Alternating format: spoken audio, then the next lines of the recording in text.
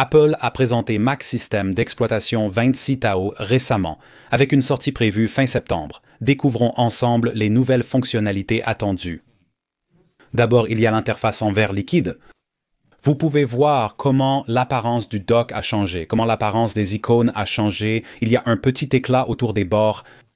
Cela s'applique aussi aux widgets. Et si vous regardez ici en haut de la barre de menu, l'arrière-plan est maintenant complètement transparent. Cela peut être modifié dans les réglages. Maintenant, regardons de plus près les icônes repensées en commençant par Aperçu, puis Text Edit, Stickies, Photo Booth, Assistant de migration. Macintosh disque dur qui ressemble moins à un vrai disque dur et plus à un disque SSD moderne, miroir d'iPhone. Livre des polices, utilitaire de disque, colorimètre numérique, contact, horloge, calendrier, automator que je trouve plutôt cool, échec et la corbeille. Voici à quoi elle ressemble vide. Et voici à quoi elle ressemble pleine. Launchpad a été renommé Application et partiellement fusionné avec Spotlight. Il y a aussi de nouveaux curseurs dans Mac System d'exploitation Tahoe. Le curseur par défaut est plus arrondi. Le curseur en forme de croix pour le texte est également arrondi. Zoom S. La main a été simplifiée pour ressembler moins à un gant et je dois dire qu'elle ressemble beaucoup à la main du pointeur de Windows. Voici déplacé, redimensionné et redimensionné à nouveau.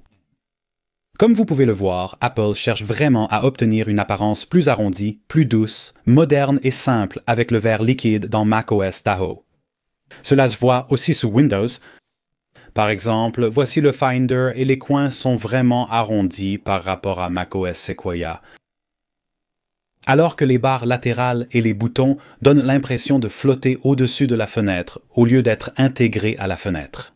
Et lorsque je sélectionne quelque chose dans la barre de menu, vous pouvez voir que même le bouton d'arrière-plan est arrondi par rapport à Mac System d'exploitation Sequoia. Et à gauche des éléments du menu, nous avons des symboles qui n'étaient pas là auparavant. Les curseurs et interrupteurs ont aussi un effet vert liquide. Lorsque j'ajuste le curseur ici, il se transforme en un morceau de verre transparent. Cela arrive aussi quand vous cliquez sur un bouton à bascule. Et ici, dans la barre de menu, le centre de contrôle a été entièrement repensé. Nous aborderons les fonctionnalités du centre de contrôle plus tard. Je souhaite examiner de plus près les barres latérales de macOS Tahoe. Dans macOS Sequoia, les barres latérales étaient transparentes, mais cette transparence était influencée par le contenu situé derrière la fenêtre plutôt que par le contenu à l'intérieur de la fenêtre elle-même. Cela n'a jamais eu de sens pour moi, car je me préoccupe surtout de ce qui se passe sur la fenêtre active, pas de ce qui est derrière. Dans macOS Tahoe, Apple a modifié ce comportement. Les barres latérales flottent maintenant sur le contenu. Comme vous le voyez, je zoome sur la photo et elle apparaît à travers la barre latérale. Un effet de réfraction est appliqué et c'est plutôt utile, car je peux garder un œil sur l'emplacement de mon contenu et j'ai une idée du contexte, alors qu'avant, il était complètement caché derrière la barre latérale. Il y a aussi un bouton pour masquer la barre latérale que vous trouverez partout dans le système sous macOS Tahoe. Il est aussi intéressant de noter que même en réduisant la fenêtre au minimum, la barre latérale reste visible.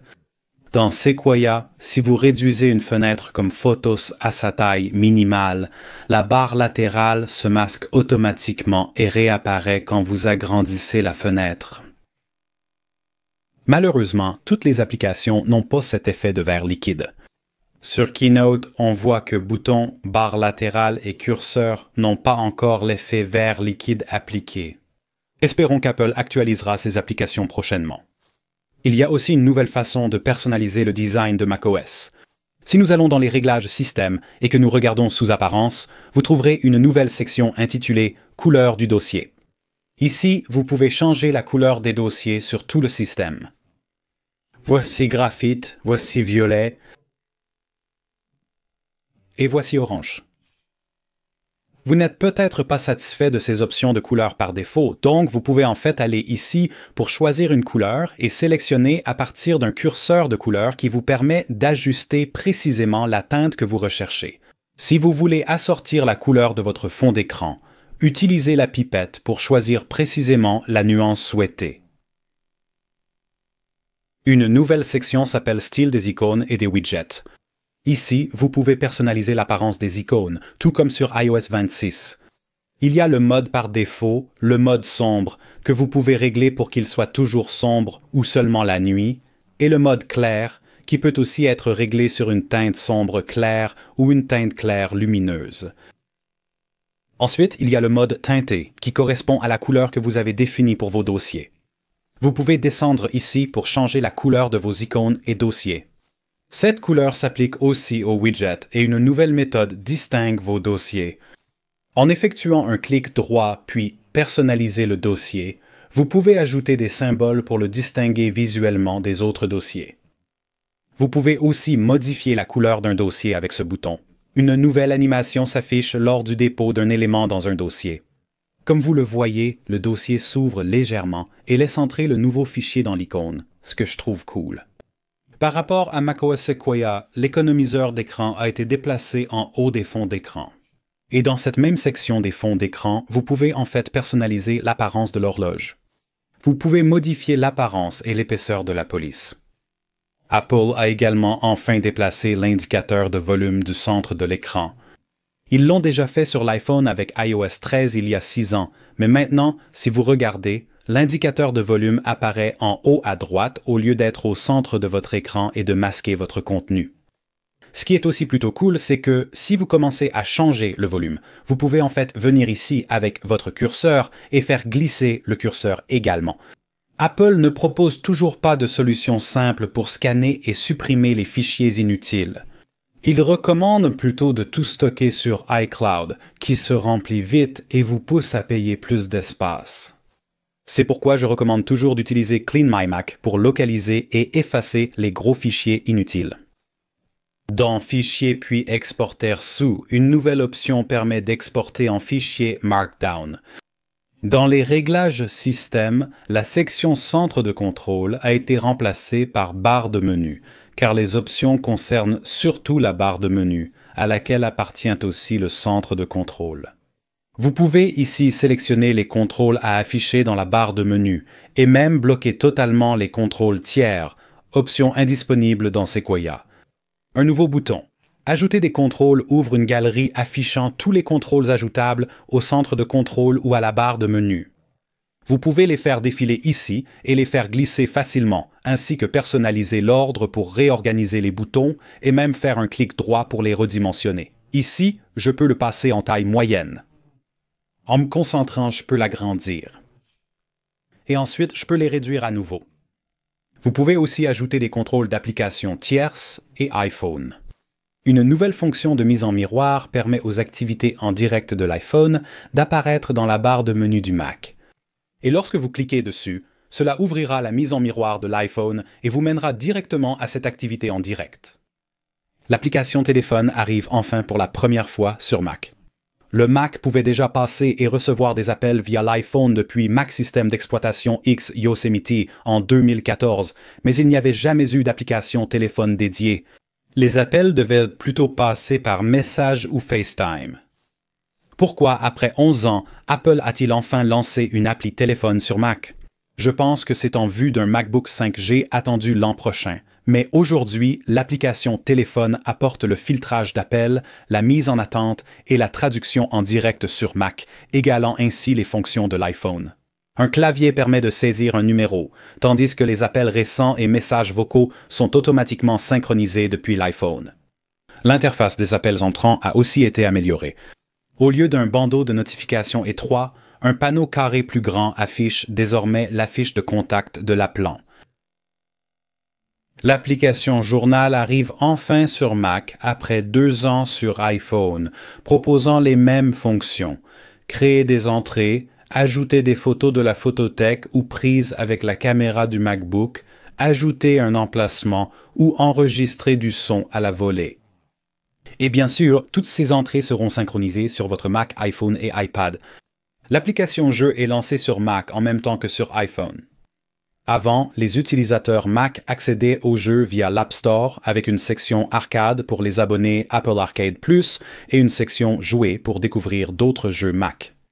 La nouvelle application Jeux offre des fonctionnalités uniques, dont une section Reprendre la partie similaire à Reprendre la lecture sur Apple Télévision pour retourner rapidement dans un jeu en cours. Il y a aussi des fonctionnalités sociales pour voir à quel jeu vos amis jouent et comparer vos compétences grâce au classement. Dans la bibliothèque, vous pouvez consulter vos propres succès et voir la liste de tous les jeux auxquels vous avez déjà joué. La nouvelle application de macOS Tahoe s'appelle Loop. C'est en fait une fonctionnalité vraiment utile si vous avez du mal à lire quelque chose de loin ou si vous lisez un texte sur une feuille de papier qui est tout simplement trop petit. Disons que vous essayez de lire le texte au dos de ce livre, mais que vous ne trouvez pas vos lunettes.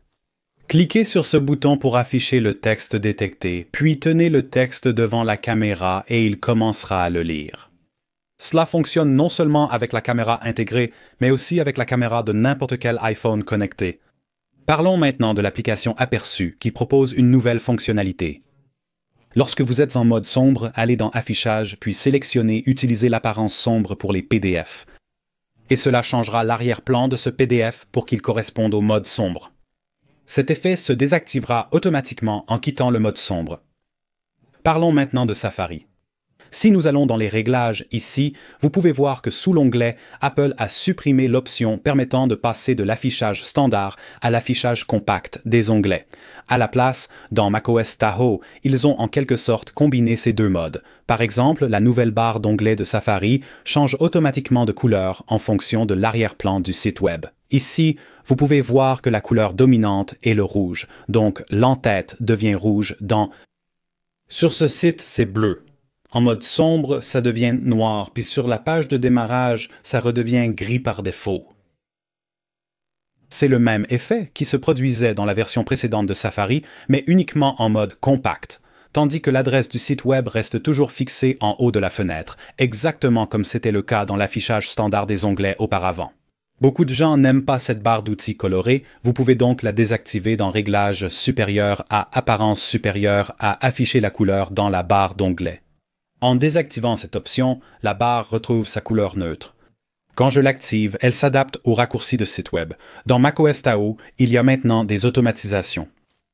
Si je vais dans Automatisation et clique sur le bouton Plus, je peux déclencher une automatisation selon divers paramètres, comme l'arrêt d'une alarme, une heure précise, la réception d'un email ou message, ou la connexion au Wi-Fi. Rappelez-vous, j'ai mentionné que Launchpad a été remplacé par Application. Eh bien, regardons ça tout de suite. Quand vous cliquez sur Application ici, vous verrez quelque chose qui ressemble un peu à Spotlight, mais il y a aussi une liste de toutes vos applications en dessous. Sous macOS Tahoe, voici comment accéder rapidement à vos applications et rechercher dans le système. Vous remarquerez aussi que si vous appuyez sur le bouton Spotlight de votre clavier, la recherche Spotlight s'affiche comme avant, sans la liste des applications en dessous. En effectuant une recherche ici, une liste de filtres par défaut apparaît dessous. Pour rechercher uniquement des pages, il suffit de cliquer dessus pour n'afficher que les fichiers pages. Vous pouvez aussi utiliser les nouveaux boutons à droite de la barre de recherche. Si je veux seulement rechercher des applications, je peux cliquer sur ce bouton, et si je veux seulement rechercher des fichiers, je peux sélectionner celui-ci. Cela recherchera aussi des fichiers sur votre iPhone s'il est connecté en miroir. Mais il y a un troisième bouton ici appelé Action et c'est complètement nouveau dans macOS Tahoe. Ici, vous pouvez créer une note ou envoyer un email plus rapidement qu'avant. Plutôt que d'ouvrir Notes pour créer une note, je peux juste ajouter un raccourci. Par exemple, Nouvelle note pour Nouvelle note. Dans la barre d'action, je tape Nouvelle note, j'appuie sur Entrée et cela permet de créer rapidement une nouvelle note. Je peux l'intituler Idée de vidéo dans Notes iCloud, appuyer sur Entrée, et voilà, notre nouvelle note est déjà créée. Ce raccourci fonctionne avec de nombreuses actions. Envoyer un message, afficher des histoires, envoyer un email, ouvrir un livre ou générer un nombre aléatoire. Le plus cool, c'est le dernier bouton à droite nommé Presse-papier. Cela affichera l'historique de tout ce que vous avez copié durant les 8 dernières heures. N'ayant rien copié récemment, aucun résultat n'a été trouvé. Si je le fais, vous le verrez. Par exemple, copier ce texte l'un après l'autre les fera tous apparaître dans ce presse-papier. Il vous montre même les heures auxquelles vous avez copié l'élément. Disons que je veux déposer ceci dans Keynote. Je peux l'afficher ici et simplement cliquer et faire glisser, et voici le texte que j'ai copié. Passons au message. De nouvelles fonctionnalités sont présentes. Ici, vous pouvez modifier les arrière-plans de conversation et ajuster l'apparence avec divers filtres. Il y a aussi la prise en charge des sondages, des indicateurs de discussion de groupe et Apple Pay dans les messages de groupe. L'application Horloge dispose désormais d'une durée de répétition réglable, tout comme sur iOS 26. Donc, au lieu d'être bloqué à 9 minutes, vous pouvez la changer pour n'importe quelle durée entre 1 minute et 15 minutes. Si vous avez déjà utilisé un MacBook dans une voiture ou un avion, vous avez peut-être ressenti un peu de mal des transports. Alors Apple a essayé de prévenir cela dans Tao avec des indices de mouvement du véhicule. Il se trouve dans Réglages supérieurs à accessibilité supérieure à mouvement. En bas, activez Indice de mouvement du véhicule. Vous verrez des points apparaître autour du bord de l'écran et vous pouvez personnaliser ces points en changeant leur couleur, en les agrandissant et même en ajoutant plus de points. Sous-lire et parler, la nouvelle fonctionnalité. Lecteur d'accessibilité permet d'ouvrir du texte de toute application dans une fenêtre dédiée, d'ajuster lisibilité, police, taille et de lire le texte à voix haute avec des vitesses de 0,8 à 2 fois. J'aime en fait utiliser cette fonction pour les articles Apple News, car pour une raison quelconque, le Mac ne prend pas en charge les articles audio comme sur l'iPhone et l'iPad. Grâce au lecteur d'accessibilité, je peux écouter l'article en faisant autre chose. Il y a aussi une nouvelle fonctionnalité de reconnaissance de nom qui permet au Mac de détecter s'il entend quelqu'un dire votre nom à proximité, puis il vous en informe. Voici toutes les nouvelles fonctionnalités à venir sur macOS Tahoe, dont la sortie publique est prévue ce mois-ci. C'était Apple Explained. Merci d'avoir regardé. À la prochaine vidéo.